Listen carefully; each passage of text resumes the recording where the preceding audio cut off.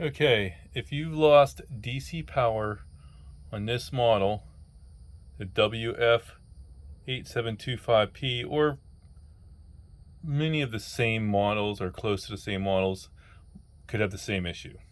But if everything was working fine, and there's a lot of things that could go wrong with your DC power, but if everything was working fine, then all of a sudden your DC lights, anything else that runs off DC, all of a sudden it isn't working, and these lights are not coming on because there's at all when you pull these fuses out, and all your fuses are all fine. First thing is to check all your fuses.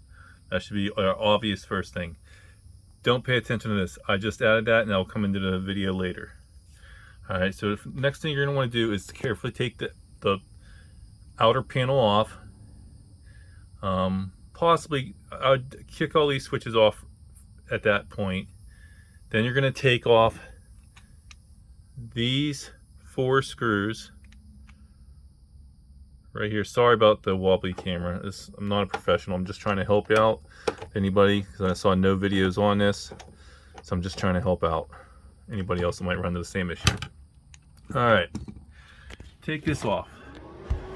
Now that being said, you will need to kick the power back on, at least the power that goes into your inverter, or your well, this is the inverter for the DC power. Okay, so mine,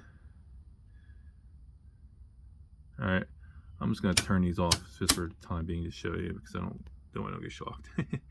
But okay, so there is usually, hold on.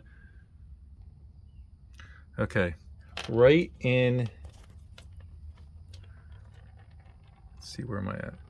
Right in this area, right in there, there is a fuse, a slow acting fuse with the white ceramic case. All right, what you need to do is get voltmeter or something simple like this, a test light or something, with the power going through there. Touch your ground to this green wire. There's a green wire. Touch it right there. That's your ground. Or you could probably do it over here too. Either way, whichever is easier. But this is your ground also. Okay. So you put your see the focus in there. All right. Put your ground on there. Then what you do is take your positive, and then right here where this top wire is coming out, all right, will be the top part of this fuse. You're going to want to touch that. You should get power, because this black wire right, sorry, I'm sorry, let me get a better angle if I can. All right, you can see this black wire right here, okay, coming in. That's your power. That goes right in there. That is on the same bus as where your fuse is coming out. Okay, you're going to test it by touching that. Your light should come on. It should show power. If you're not, then it's not in here. It's your breaker. Something, you're not getting any power from your breaker to there, which that should be simple. That should have probably been the first thing you checked, was actually your breaker, to make sure you're getting, which is what you do is you put your ground up there with the black tip of this, and then you go down here, whichever breaker you're using, and touch the bottom post, and then you should get light up with the breaker on. If you're not getting it, then you're not getting power. All right, if you're getting power there, you go there, test that, make sure you're getting power to there. Then what you're going to want to do is go to the bottom of the fuse and touch that one. If you're not getting power there, then you know the fuse is bad. Now these aren't made to just be removed. They're kind of difficult. They're soldered in and onto a cap.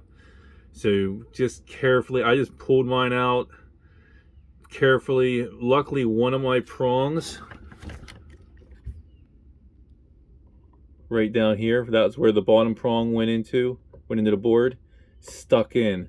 So, or broke off of the fuse itself, because it's soldered onto the fuse. So when I say soldered onto the fuse, let me get it's soldered on like a little pin that looks like a paperclip wire is soldered onto the tips here and then plugged into the circuit board. So when you break that off or clip it off, you're either going to be lucky and have a prong still sticking in there, or you're not. I got 50-50. The top one broke off and it didn't, just got pulled out with the fuse. Well, to fix that, what you do is take a paper clip. Now, the paper clip is going to a lot of times have a rubber coating on it. You're going to want to strip that. Strip off that rubber coating, okay? Then you're going to clip off maybe 2 or 3 millimeters. 3 at the most. All right.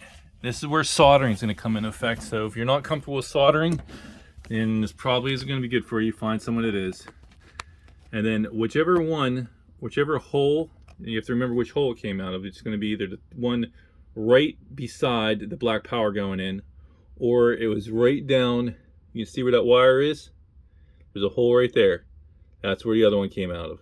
So if one of them got pulled out, you're going to have to resolder a little piece of metal in there, a little, like a couple millimeters. There's, actually, you can be as long as you really want, but I mean, the shorter the better, so it doesn't get bent around. But it might be easier if you have a little bit longer. So what you do is you solder from the back end of the board. You have to take this all out. There's 4 screws on that back side of that, and 4 screws here on the not this one, but on the end. When you take this out of the wall, there's a screw coming in here. There's a screw right there, screw here and here. So this has to come out. That all has to come out because you're gonna have to solder from the back end. All right, so you put that pin in there, hold the pin in, and you hold the solder gun on the back end and heat up the solder, and you'll see it, and let go, and it'll be soldered in there. After that's done, you attach 2 wires, 2 pretty good gauge wires. I forget what gauge I have. I think they should be 12 gauge or 12 AUG. I think I actually only have a 16. I don't know if you can see this. Let me see if we can see it. I think I got 16. It should probably be a 12 AUG to tell you the truth, but I think it'll be all right. All right, so there's not that much going through it. So you're going to solder one end on that end of that little bar, that little post sticking out, and one on that end. Then you're going to want to get one of these.